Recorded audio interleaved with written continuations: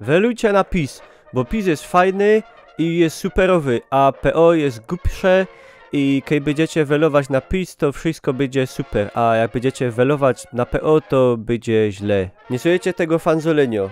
Ja wam godą welujcie ino na PO, bo PO jest super i fajne, a PiS jest głupszy. Jak będziecie welować na PO, to będzie dobrze, a jak na PiS, to będzie źle.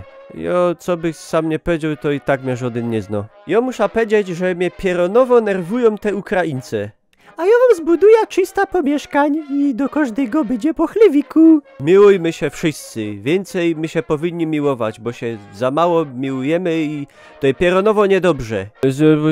Jak powiedzieć, że wydać to i po... ja...